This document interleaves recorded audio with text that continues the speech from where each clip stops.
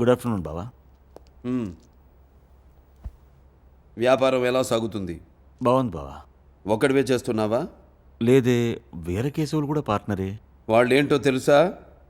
Personal వేరు, వ్యాపారం వేరు బావా. వాళ్ళతో వ్యాపారం చేస్తూనే నీతో వచ్చి భోజనం చేయడంలా? అలాంటి వాళ్ళతో వ్యాపారం అవసరమా? నాకు అవసరమే బావా. నీకు తరతరాలుగా తరగని ఆస్తుంది, నువ్వేం చేసినా చెల్లుతుంది. మరి నీ స్థాయికి రావాలంటే నేను సంపాదించాలిగా. అప్పుడు వ్యాపారం రిలేషన్స్ ఉండాలిగా.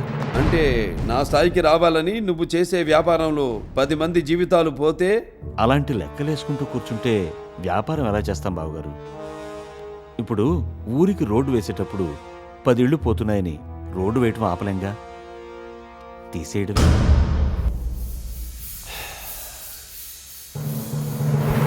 ఇవన్నీ కాదబ్బాయి, క్లారిటీగా ఒక్కటే చెప్తున్నా. లాభ నష్టాల విషయంలో 10 మంది జీవితాలు పోయినా క్షణం ఆలోచించనన్నావు. మంచి చెడుల విషయంలో బావమరిదిని కూడా చంపడానికి క్షణం ఆలోచించను. నేనే పేషెంట్కైనా ఒకేలా ట్రీట్మెంట్ చేస్తా, అది బయటపడైనా బావమరిదైనా.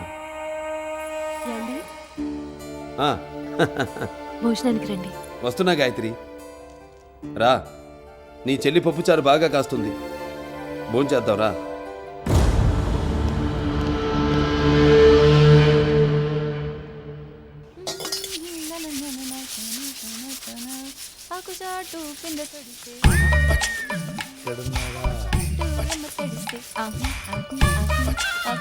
సావిత్రి, మరి నిన్ను చూస్తుంటే నాకు చాలా బాధగా ఉంది. ఏంటో నీ శుతిమెత్తనైన చేతులతో నా వీపు తోమాలి గాని ఈ అంటు తవ్వుతుంటే నాకు చాలా బాధగా ఉంది. నువ్వులే, ఎవడొకడు తోమేస్తాడు. మళ్ళీ ఇంత పని గుంకోలేందుకు, నువ్వే తోమేసి పెట్టరాదా? ఓకే, తోమేస్తాను. మద్దలు చేయటం అంటే కష్టం గాని అంటు తోమటం అంతసేపే. నువ్వు తలకొచ్చే.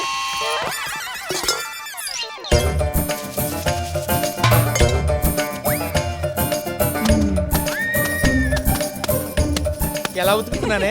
చాలా బాగా ఉతుకుతున్నావు కానీ ఇట్ట మనుషుల్ని కూడా బర్ర ఉతికేస్తే చాలా బాగుంటది. ఏంటి మనుషులు ఉతికేది? ఈ ఉతుకుతున్నారు కదా, సర్దుకోవే. మనుషులు ఉతకడం నా వల్ల కాదు.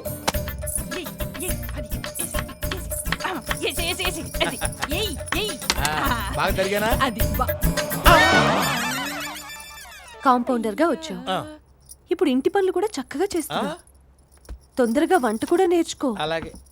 ఎలాగూ సావిత్రికి మంచి సంబంధాలు వస్తున్నాయి, పెళ్లి చేసి పంపించేస్తా.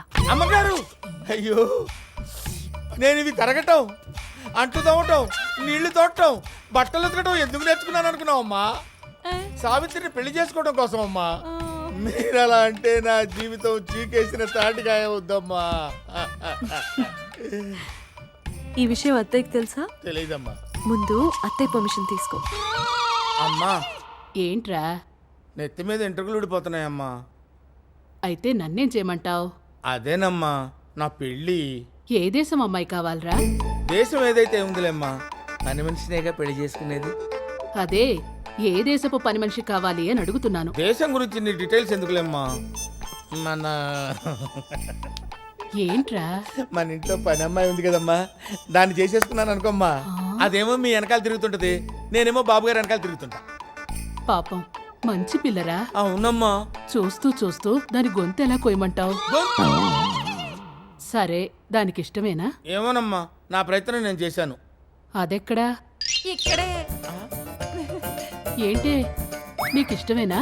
ఇష్టమేనమ్మగారు. ఏం నచ్చింది వాళ్ళు? అలా అడిగితే ఏం చెప్పుదమ్మా, సిగ్గుపడుద్దు కదా. నాకేడు సిగ్గు. సిగ్గులేదా? అమ్మగారు, ఈయనగారు పీకల్ని కోసేకపోయినా కూరగాయలు కసకసా కోసేస్తారు, అంట్లు బాగా తోమేస్తారు, నీళ్లు బరాబరా తోడేస్తారు, బట్టలు దబదబా ఉతికేస్తారు. నాకేంటి ఒక గుడిసె ఉన్నది కదా, ఆ గుడిసె కాపలా కావాలి. ఈయన గోరిని చేసుకుంటే నా గుడిసె కాపలా ఉన్నట్టుంటది, నాకు మొగుడు ఉన్నట్టుంటది. అమ్మగారు, నా బిడ్డను బతికించండి అమ్మా. డాక్టర్ అమ్మా, ఈ మాయదారి కలవత నా బిడ్డ చచ్చిపోయేటట్టున్నాడు, బతికించండి అమ్మా. ఊరు మొత్తం బ్లీచ్ చేశారా? చేసేసాం బాబు, చుట్టుపక్కల ఊళ్ళు కూడా చేసేసాం. అందరికి ఫ్లూయిడ్స్ ఇచ్చాం. ఓకే. బాబు, మా ఇంటిని కాపాడండి బాబు. చూడమ్మా, నేను మీకు అన్నబిడ్డ లాంటి వాడిని. నేనుండగా ఇక్కడ ఎవరికి ఏం కాదు. ఏం పెద్దయ్యా, ఏం పర్వాలేదు.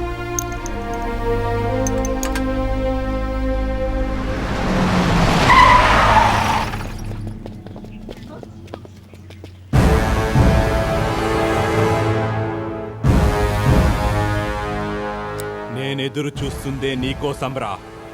జనం జోలికెళ్ళాడని చెప్పి నా అన్నను చంపి నా ఏరియాలోకి వచ్చి నా జనంతోనే దండం పెట్టించుకుంటావారా?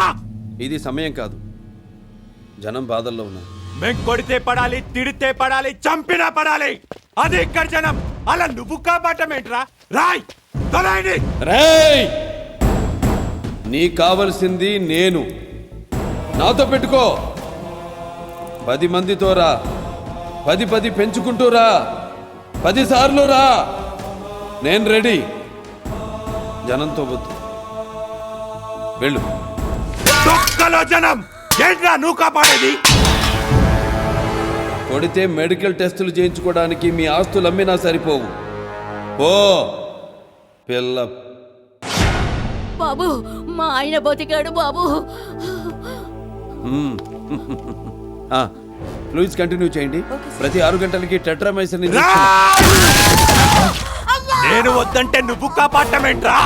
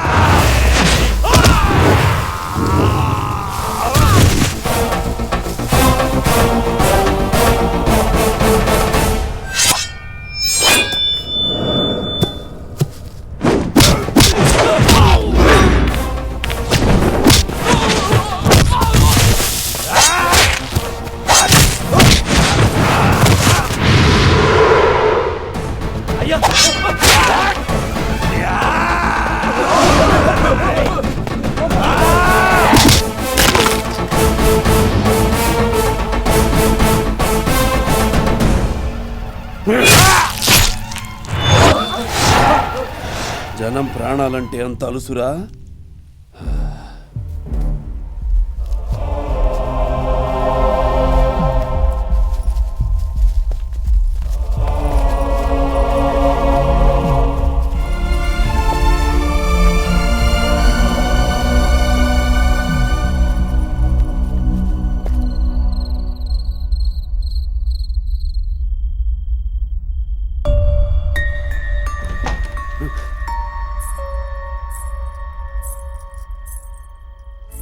ఏమైంది నాయనా? మనుషులకు ప్రాణాలు పోయాల్సిన నేనే జంతువుల్ని వేటాడినట్టు వేటాడుతున్నానమ్మా. ఒక దుర్మార్గుణ్ణి జనులు చంపేస్తే ఆనందించారమ్మా. అదే దుర్మార్గుణ్ణి ఏరేస్తూ వెడుతుంటే నన్ను చూసి కూడా జనం భయపడుతున్నారమ్మా. కానీ తప్పు చేసిన వాళ్ళను చూస్తే ఆగట్లేదమ్మా.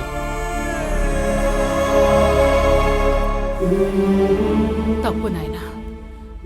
ఉగ్ర నరసింహస్వామి ఆగ్రహం చూస్తే తప్పు చేసిన వాళ్లే భయపడతారు.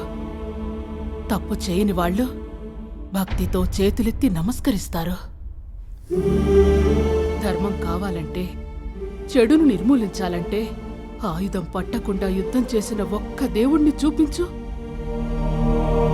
దేవుడికే తప్పలేదు, నువ్వెంత?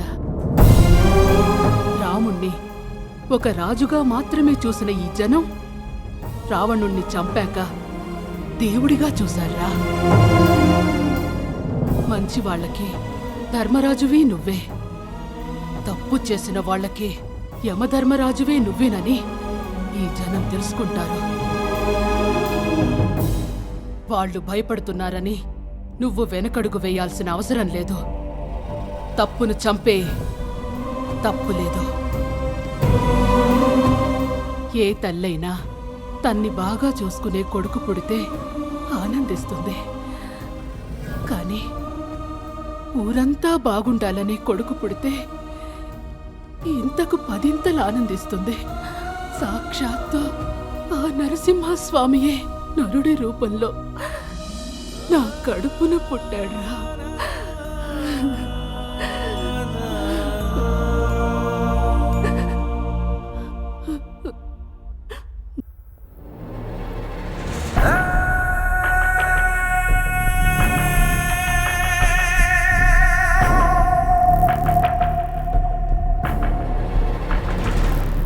ఒకప్పుడు మేము చంపటం కోసమే పుట్టాం అనుకునేవారు.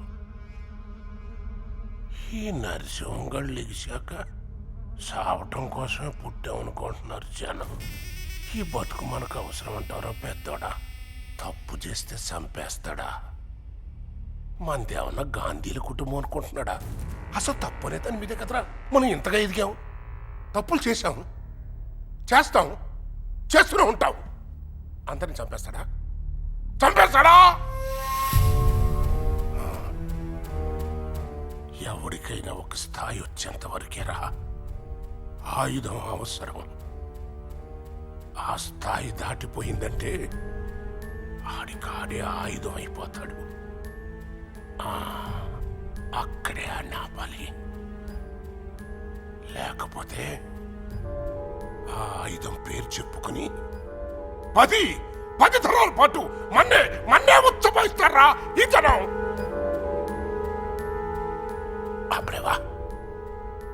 ఆపరేవా నరసింహాన్ని భూమి మీద ఆపగలిగే శక్తి అతని చావే. వాణ్ణి చంపేస్తున్నా నాన్న. హే, ఏం మాట్లాడుతున్నావు? ఒక్కసారి నరసింహ చేతిలో చస్తే మళ్ళీ మనిషిగా పుట్టాలంటే భయపడతాడెవడైనా. అంత భయంకరంగా చంపుతాడు. అది కళ్ళారా 1కి 2 సార్లు చూశావు. వద్దు. చంపేస్తున్నా.